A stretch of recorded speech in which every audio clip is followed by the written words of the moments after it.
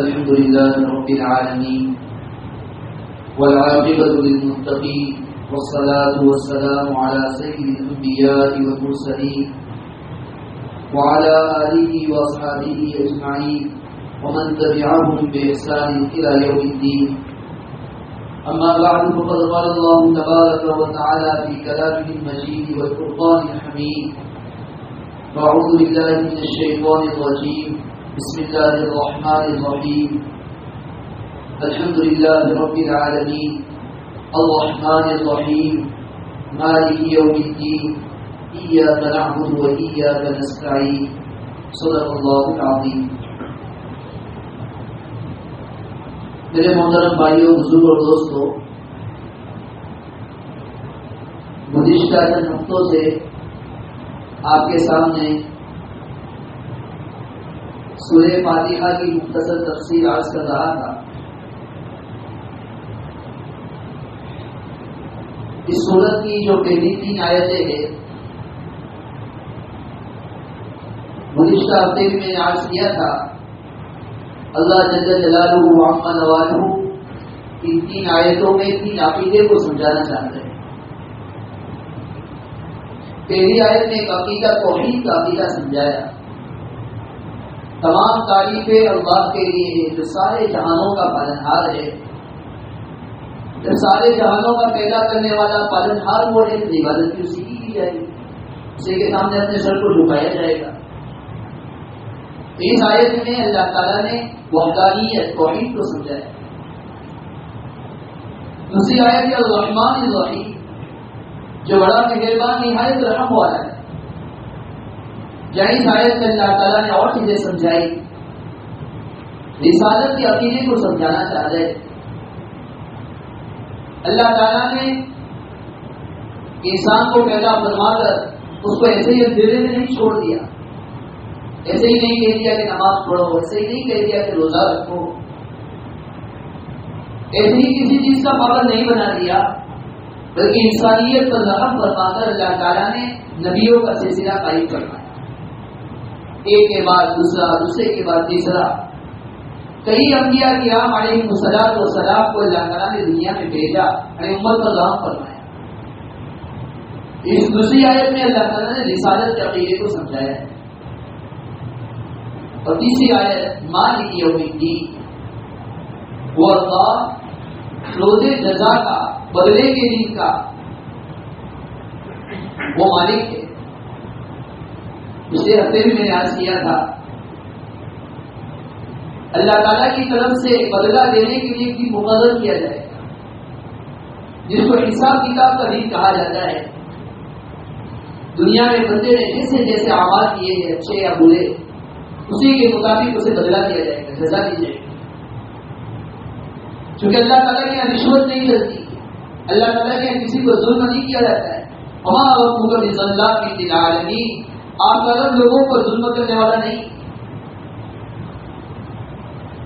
ووجدوا ما عملوا حاضرا، بندوں نے دنیا کے اندر جو کچھ اعمال کیے ہیں جب آنکھ بند ہو جائے گی اس کے بعد سب اعمال کو حاضر پائے گا. یہ کیا ہے؟ پیدا ہوا وہاں سے لے کر جب آنکھ بند ہوئی، انتقال ہو گیا، جو کچھ بھی کیا ہے سب کا سب حاضر پائے گا. انسان سوچے گا یہ تو کیسا ہے، ایک بھی چیز نہیں چھوڑی گئی. ایک اچھا لفظ بولا اس کو بھی لکھ دیا گیا، ایک برا لفظ بولا اس کو بھی لکھ دیا گیا. ما یلفظ من قول الا لدیہ رقیب عتید. ہر انسان کے اندر اللہ تعالیٰ کی طرف سے فرشتے مقرر ہیں. جو زبان سے لفظ نکالتا ہے وہ تو سمجھتا ہے کہ میں نے بولا وہ ہوا میں اڑ گیا، ہوا میں تو اڑ گیا، لیکن فرشتے نے اس کو محفوظ کر دیا. ووجدوا ما عملوا حاضرا، جو کچھ کیا ہے اللہ تعالیٰ کے حاضر پائے، موجود پائے.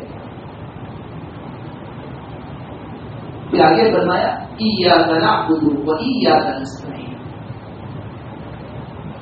روزانہ بندہ سورہ فاتحہ پڑھتا ہے، اگر صرف اور صرف فرض نماز پڑھتا ہے تو فرض نماز کی اگر 4 رکعت ہو، 4 رکعت میں سورہ فاتحہ پڑھتا ہے.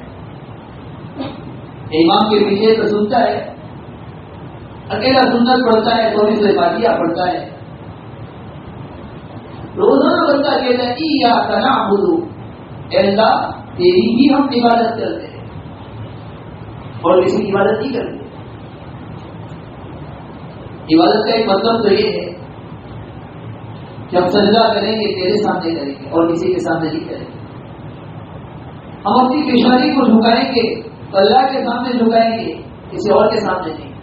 بیٹا روزہ نہ کہتا ہے بندگی کریں گے تو تیری بندگی کریں گے, پوجا کریں گے تو تیری پوجا کریں گے اور کسی کی نہیں.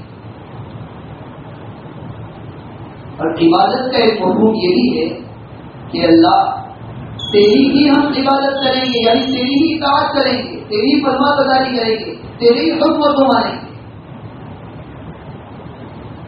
اگر کسی اور کا کوئی حکم ہوگا تو ہم دیکھیں گے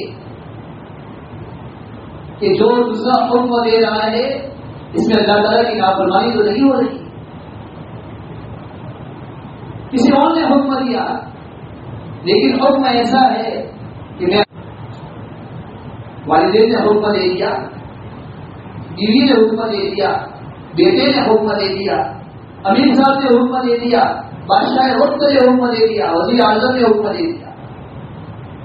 ہم دیکھیں گے کہ میرے اس حکم پر عمل کرنے سے وزیر اعظم راضی ہو جائے گا لیکن میرا رب ناراض ہو جائے گا, شوہر راضی ہو جائے گا لیکن میرا رب ناراض ہو جائے گا, بیٹا راضی ہو جائے گا لیکن میرا رب ناراض ہو جائے گا. اللہ کے نبی صلی اللہ علیہ وسلم نے فرمایا لا طاعت لمخلوق فی معصیۃ الخالق, خالق کی نافرمانی میں مخلوق کی اطاعت جائز نہیں. کوئی مخلوق کی اطاعت کر رہا ہے, مخلوق کی فرمانبرداری کر رہا ہے, وزیر اعظم کی بات کو مان رہا ہے, بیوی شوہر کو ناراض نہ ہو جائے اس لیے اس کی اطاعت کر رہی ہے, لیکن اس حکم کے ماننے میں اللہ ناراض ہو رہا ہے. نبی علیہ السلام فرمائے لا طاعت لمخلوق فی معصیۃ الخالق. یہاں سب کو دھوکہ ہوتا ہے. اولاد یہ کہتی ہے والدین ناراض ہو جائیں اسے کرنا پڑ رہا ہے, حالانکہ دوسری طرف رب کا حکم ٹوٹ رہا ہے. عورت یہ کہتی ہے کیا کرے, شوہر کی اطاعت بھی تو ضروری ہے, شوہر کی بات کو بھی تو ماننا پڑے گا. وہ ہر حکم کی اطاعت کرنے کے لیے تیار ہو جاتی ہے, وہ یہ نہیں دیکھتی کہ شوہر کی اطاعت تو ہو جائے گی لیکن میرا رب ناراض ہو جائے گا.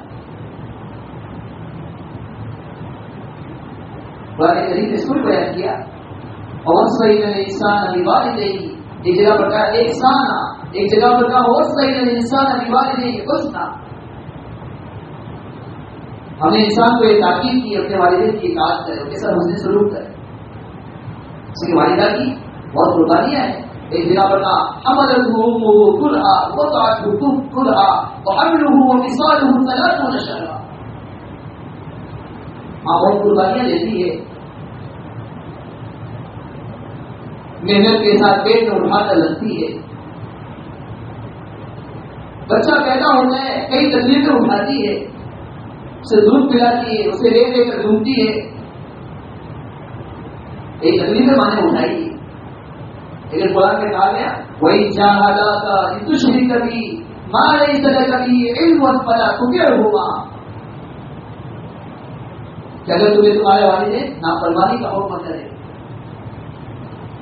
ایسی بات کا حکم کرے جس نے اللہ تعالیٰ کے ساتھ کسی کو شریک کرنا لازم ہے, شرک کی کا حکم کرے, فلا تطعهما, اور والدین کی اطاعت نہیں کی جائے گی, اور والدین کی فرمانبرداری نہیں کی جائے گی. ہاں ان کے ساتھ اس سے سلوک کیا جائے گا. بعض صحابہ کرام رضی اللہ تعالیٰ اجمعین کا حال یہ تھا, ایمان لے آئے, اللہ کے نبی صلی اللہ علیہ وسلم کے حکم کی اتباع کرنے لگے, والدہ ناراض ہو گئی, باپ ناراض ہو گیا. ماں نے کہا میں کھانا نہیں کھاؤں گی, میں بھوک ہڑتال کروں گی جب تک کہ تم محمد کی اتباع کو چھوڑ نہ دے. لیکن ان کے دل میں ایمان ایسا راسخ ہو چکا تھا, ایسا جل چکا تھا, ان کی زبان سے ہر مرتبہ ایک بات ہوتی, یہ بات تھی کچھ بھی ہو جائے میں محمد کے دامن کو نہیں چھوڑ سکتا ہوں, اللہ کے حکم کی خلاف ورزی نہیں کر سکتا ہوں. بعض صحابہ کرام رضی اللہ عنہم اجمعین کے حالات میں عجیب باتیں کی. ایک صحابی گزرے حضرت عبداللہ ذو الرجال رضی اللہ تعالیٰ یتیم تھے، ان کے والد کا تو بچپن میں انتقال ہو گیا تھا، یہ چھوٹے تھے ان کے والد کا انتقال ہو گیا تھا. چچا پرورش کیا کرتے تھے، چچا نے خوب اچھی طرح پرورش کی، ہر طرح کا ساتھ دیا، طرح کی چیزیں انہیں عطا فرمائی، عطا دی.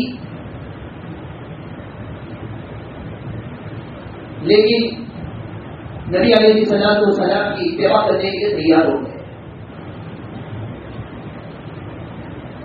یہ اپنے دل میں اپنے ایمان کو چھپائے ہوئے تھے، کسی کے ساتھ اس کا اظہار نہیں کیا. اظہار کرے تو بھی کیسے کرے، چچا ناراض ہو جاتے. آج تک چچا نے پرورش کی تھی، چچا نے سب کچھ دیا تھا.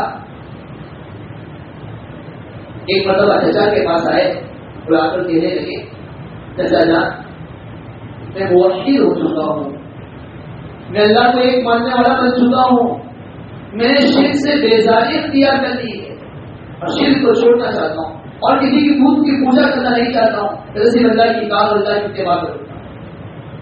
میں تو کئی وقت سے مسلمان ہو چکا تھا، لیکن اپنے دل میں اپنے ایمان کو اپنے اسلام کو چھپایا ہوا تھا اور دل میں یہ تمنا تھی کہ کوئی وقت ایسا آئے کہ آپ بھی اسلام کو قبول کر لے. لیکن میں دیکھتا رہا ایسا لگتا ہے آپ اسلام قبول کرنے والے نہیں ہیں، اس لیے میں آپ کے سامنے اسلام کا اظہار کروں. چچا نے کہا اگر تو موحد ہو گیا، تو نے محمد کی اتباع کر لی، محمد کی پیروی کر لی، تو جتنا جو کچھ میں نے دے رکھا ہے سب کا سب تیرے پاس سے لے لوں گا، کچھ بھی نہیں نظر. وہ ایمان دل میں بیٹھ چکا تھا. ایاک نعبد کی صحیح اتباع کرنے والے تھے، جو ایاک نعبد کا دعویٰ کر رہے تھے کہ اے رب ہم تیری ہی اطاعت کریں گے، تیری ہی عبادت کریں گے، اس وقت اس دعوے پر مکمل اترنے والے تھے. انہوں نے اپنے چچا سے کہا کچھ بھی ہو جائے اب جو لینا چاہے میرے پاس سے لے لے، میں تو محمد کے دین کو نہیں چھوڑ سکتا ہوں، میں تو موحد ہو چکا ہوں، اللہ کو ایک ماننے والا بن چکا ہوں. چچا نے سب کچھ دے دیا، خالی ہاتھ ہو گئے. حتیٰ کہ جس پر جو کپڑے تھے وہ کپڑے نہیں ہوتا ہے کیونکہ چچا نے دیے. ماں کے پاس آئے، ماں کو زندہ دی. ماں کے پاس آ کر امی میں موحد ہو چکا ہوں، میں نے محمد کی اتباع کر لی ہے، میرے پاس پہننے کے لیے کپڑے نہیں ہیں، آپ مجھے چادر دے دیں. ماں ہوتی ہے، ایک چادر دی. انہوں نے اس چادر کے 2 ٹکڑے کی، ایک کو ٹیبل بنایا، ایک کو اوپر ڈال دیا. نبی علیہ السلام سے رشتہ تھا، مدینہ پہنچ گئے. رات مسجد میں گزاری، مسجد نبوی میں گزاری. بیٹھے ہوئے تھے، صبح کے وقت دیکھا نبی علیہ السلام تشریف لا رہے. اب علیہ السلام نے پوچھا آپ کون ہو، آپ کا نام کیا ہے؟ کیونکہ ابھی تک تو مسلمان ہوئے نہیں تھے. انہوں نے کہا میرا نام عبد العزیٰ ہے، میں اسلام قبول کرنے کے لیے آیا ہوں، آپ کی اتباع کرنے کے لیے آیا ہوں. آپ علیہ السلام کے سامنے پورا واقعہ سنایا. آپ علیہ السلام نے فرمایا اب سے تمہارا نام عبد العزیٰ نہیں رہے گا، اب سے تمہارا نام عبداللہ رہے گا. اور بعض کتابوں میں لکھا ہے چونکہ انہوں نے ایک چادر کے 2 ٹکڑے کیے تھے، اسے نبی علیہ السلام نے ان کا لقب ہی کر دیا دودھ بچا لے یا دودھ بچا لے. 2 چادر ہوا. ان کا حال یہ تھا فجر کے بعد زور سے تلاوت کیا کرتے تھے، خوب قرآن شریف پڑھا کرتے تھے. یہاں تک ایک مرتبہ حضرت عمر رضی اللہ عنہ نے فرمایا ایک ایسا ریاکار آدمی ہے لوگوں کو دکھلانے کے لیے 200 سے قرآن شریف پڑھتا ہے. آپ علیہ السلام نے فرمایا اس کو چھوڑ دو، اس لیے کہ ہجرت کر کے اپنے گھر بار کو چھوڑ کر یہاں پر آئے تھے، تو کہا کو چھوڑ دو.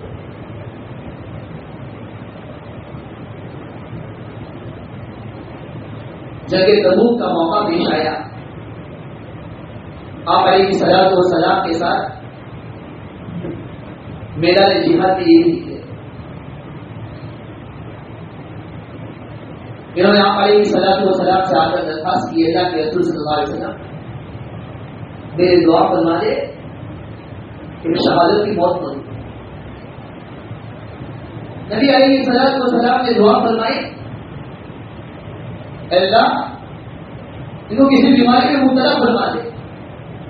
اللہ کے نبی صلی اللہ علیہ وسلم نے دعا فرمائی کہ کفار کے ہاتھ سے ان کا انتقال نہ ہو, کفار کے ہاتھ سے ان کا انتقال نہ ہو. صحابی فرمانے کے اللہ کے رسول صلی اللہ علیہ وسلم میں تو شہادت کی دعا کر رہا ہوں, شہادت کا قائل ہوں, اور آپ دعا فرمانے کہ کفار کے ہاتھ سے ان کا انتقال نہ ہو. آپ علیہ السلام نے فرمایا اگر آپ کا انتقال بخار وغیرہ کسی بیماری کی وجہ سے ہوا تو ابھی آپ کی موت شہادت کی موت سمجھی جائے. چنانچہ ایسا ہی ہوا. یہ تو بیٹا کاغذات میں نکل پڑے, بخار آیا, ایسے حال میں اتنا انتقال ہو گیا. کتابوں میں لکھا ہے رات کا وقت تھا, کوئی آدمی ہاتھ کے اندر چراغ اٹھائے ہوئے تھا. لوگوں نے جا کر دیکھا حضرت ابو بکر رضی اللہ تعالیٰ عنہ, حضرت عمر رضی اللہ عنہ کسی کی ناش کو قبر میں اتار رہے. جب اتارنے کی بات آئی نبی علیہ الصلوۃ والسلام نے فرمایا لاؤ اپنے ساتھی کو میرے سے قریب کر دو, اور آپ علیہ الصلوۃ والسلام نے خود اپنے ہاتھ مبارک سے ان کی قبر میں اتر کر خود اپنے دست مبارک سے ان کو ان کی قبر کے اندر اتارا. اتنی اچھی موت تھی. بعض صحابہ حضرت مسعود رضی اللہ عنہ کے متعلق بھی منقول ہے, وہ فرماتے تھے کہ میری دل میں یہ تمنا پیدا ہوئی کہ کاش ان کی ناش نہ ہوتی, میری ناش ہوتی, کہ خود نبی علیہ السلام میری قبر میں اتر دے اور مجھے اتار دے. کہنے کا منشا اور خلاصہ یہ تھے حضرت عبداللہ بن بجال رضی اللہ عنہ. ان کے دل میں ایمان کیسا راسخ ہو چکا تھا. ایک طرف جائیداد کو چھوڑا جا رہا ہے, ایک طرف چچا ناراض ہو رہے ہیں, والدات کو چھوڑنا پڑ رہا ہے, اپنے وطن اور اپنے گھر کو چھوڑنا پڑ رہا ہے. سب کو چھوڑ کر ایاک نعبد کے دعوے دار ہو کر نبی علیہ الصلوۃ والسلام کی خدمت میں پہنچ رہے. والدین ناراض, چچا ناراض ہو گئے, کوئی حرج کی بات نہیں, میں اپنے رب کو راضی کرنے کے لیے سب کو چھوڑنے کے لیے تیار ہوں. ہمیں روزہ ایاک نعبد پڑھتے ہیں, روزہ ہم بھی ایاک نعبد سنتے ہیں, جہاں ہم یہ دعویٰ کرتے ہیں اللہ تیری ہی بندگی کریں گے, تیری ہی غلامی کو اختیار کریں گے, ہم سچے معنی میں دعویٰ کرنے والے بن جائے. رضی اللہ عنہ اجمعین کا حال کیا تھا؟ شراب کا حکم نازل ہوا. حالانکہ شراب ایک ایسی چیز ہے جس کو شراب کی عادت لگ جائے, شراب کی عادت کو چھڑانا بہت مشکل کام ہے. جسے گٹکا کی عادت ہوتی ہے, پان کی عادت ہوتی ہے, یہ عادت کو چھڑانا اگر کسی کو کہا جائے بہت دشوار ہے. یاد آ گیا 1922 کی بات ہے. 1922 میں یورپ میں ایک قانون بنایا گیا. شراب بہت عام ہو چکی تھی. شراب کی پینے کی وجہ سے لوگوں میں اختلافات, جھگڑے, ایک دوسرے کے مال کو لوٹنا, ایک دوسرے کی عزت کو لوٹنا بہت عام چکا ہے. ایسے طرح طرح کی بیماریاں بھی پیدا ہوتی ہے. 1922 میں حکومت نے قانون بنایا کہ ہم سے کوئی شراب نہیں پیے گا. اگر کسی نے شراب پی تو اس پر سخت کارروائی کی جائے گی, سخت تنبیہ کی جائے گی. لوگوں کا حال یہ ہوا, لوگوں نے عام راستوں پر اور عام جگہوں پر شراب پینا چھوڑ دیا, کیونکہ ہر جگہ پر پولیس کی نگرانی رہتی تھی. کوئی پکڑا جاتا اس کو قید کر دیا جاتا, اس کو سزا دی جاتی. یہ ایک عادت تھی. عادت کی وجہ سے لوگوں کا حال یہ ہو گیا, باہر تو کوئی نہیں پیتا تھا, لیکن سب سے اپنے گھر میں شراب بنا کر اپنے گھر میں پینا شروع کر.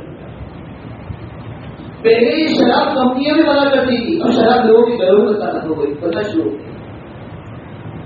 حکومتوں کو پتا چلا کہ اس کی وجہ سے گھر میں بنائی جا رہی ہے, اور طرح طرح کی بیماریاں اس سے بھی پھیل سکتی ہے, لوگوں کے گھروں کے اندر گندگیاں پیدا ہو رہی ہے. چند وقت کے کچھ عرصے کے بعد اعلان کر دیا کہ شراب کی پابندی ختم کی جائے. ایک طرف کا یہ حال. دوسری طرف صحابہ کرام رضی اللہ عنہم اجمعین کا بھائی ایمان لانے سے پہلے نبی علیہ الصلوۃ والسلام کی باسط سے پہلے بلکہ نبی علیہ الصلوۃ والسلام کے تشریف لانے کے بعد بھی صحابہ کرام رضی اللہ عنہم کی اجمعین بھی ایک زمانے میں شراب کے عادی تھے. خوب شراب پیتے. حضرت شراب بہت زیادہ عام تھی. شراب کے لیے عربی میں 200 الفاظ نقل فرمائے. ان کے صبح کی شراب کا نام الگ, دوپہر کی شراب کا نام الگ, شام کی شراب کا نام الگ, سرکے سے بنائی گئی شراب کا نام الگ, شہد ملائی ہوئی شراب کا نام الگ, انگور سے بنائی گئی شراب کا نام الگ. اتنی شراب. جو شراب زیادہ پی جاتا وہ سب سے زیادہ معذر سمجھا جاتا ہے, شریف سمجھا جاتا ہے. اتنی آپ کی شراب. بہت سارے صحابہ کرام رضی اللہ عنہم اجمعین غزوہ احد میں شریک ہوئے. صبح کے وقت شراب پی تھی اور اسی حالت میں شراب اسی حالت میں جنگ کے لیے تشریف لے گئے. قرآن نے فوراً شراب کو حرام کیا. پھر ایک آیت گزاری گئی, بتایا گیا یسألونک عن الخمر والمیسر قل فیہما اثم کبیر ومنافع للناس واثمهما اکبر من نفعهما. لوگ آپ سے شراب کے متعلق پوچھتے ہیں, جوئے کے متعلق پوچھتے ہیں, تو قرآن کے عمر یہی کہا گیا کہ لوگوں کو کہہ دو کہ اس میں نفع کے مقابلے میں گناہ زیادہ ہے, برائیاں زیادہ ہے. کچھ عرصے تک پیتے رہے. ایک وقت آیا قرآن کریم کی آیت اتاری گئی انما الخمر والمیسر والانصار والازلام رجس من عمل الشیطان فاجتنبوه لعلکم تفلحون. یہ جوئے بازی شراب سب کے متعلق کہا گیا یہ تو شیطانی عمل ہے, فاجتنبوه اس سے بچو, اپنے آپ کو بچاؤ. جب یہ آیت نازل ہوئی نبی علیہ الصلوۃ والسلام نے ایک صحابی کو بھیجا کہ جا کر لوگوں کا علاج کرو کہ آپ سے شراب حرام کر دی گئی. حضرت انس رضی اللہ عنہ فرماتے ہیں کہ میں اپنے سوتیلے والد کے یہاں تھا, ابو طلحہ کے یہاں, اور لوگوں کو شراب پلا رہا تھا, لوگوں نے شراب تقسیم کر رہا تھا. دیکھو صحابہ نے کیسا جذبہ تھا, کیسی کام کی. شراب کے عادی تھے. حضرت انس رضی اللہ عنہ فرماتے ہیں لوگوں کو شراب پلا رہا تھا. ایک آواز دینے والے نے آواز دی, اللہ سنو ان الخمر قد حرمت, آج سے شراب لوگوں کو خراب کر دی. حضرت انس فرماتے ہیں میں نے دیکھا جیسے ہی لوگوں نے اعلان سنا, کسی نے شراب کا پیالہ اپنے ہاتھ میں اٹھایا ہوا ہے, اپنے منہ میں لگایا, جیسا ہی اعلان کانوں میں پڑا شراب کو پھینک دی, پیالے کو پھینک دیا, پیالوں کو توڑ دیا. بلکہ کتابوں میں لکھا ہے نبی علیہ السلام کی اس حکم پر, شراب کی حرمت پر لوگوں نے ایسا عمل کیا کہ پانی کی طرح مدینہ کے اندر شراب کو بہایا گیا. ایسا جذبہ تھا, کیسی رات تھی, کیسی پرواہ برداری تھی. یہ اپنا گرو کے صرف دعوے دار نہیں تھے بلکہ اس وقت پر صحیح قوم کا عمل کرنے والے تھے. یہی اپنا گرو ہمیں تعلیم دے رہا ہے کہ ہم جس طرح تنابو کے ذریعے سے پڑھ کر ہم کہہ رہے کہ تیری ہی عبادت کریں گے تو ہم صحیح معنوں میں رب کی اطاعت کرنے والے بن جائے, رب کے غلام بن جائے, رب کی بندگی کرنے والے بن جائے. کہیں بھی کوئی حکم آ جائے, چاہے والدین ناراض ہو جائے, چاہے شوہر ناراض ہو جائے, چاہے امیر صاحب ناراض ہو جائے, اگر حکم میرے رب کے خلاف ہوگا, میرے رب کے حکم کے خلاف ہوگا, میں اس کی بات نہیں کر سکتا ہوں, اس کے سامنے اپنی پیشانی کو جھکا نہیں سکتا ہوں. عشق عظیم بہت آتی ہے. تاریخی کتابوں میں ایسا لکھا ہے اگر کوئی مرد کسی عورت سے عشق نہیں کرتا تھا لوگ اسے تعریف سمجھتے تھے, کیسا آدمی کسی نے عشق نہیں کرتا ہے, کسی سے محبت نہیں کرتا ہے. بعض قبیلے ایسے تھے جو عشق بازی بھی بہت زیادہ مشہور تھے.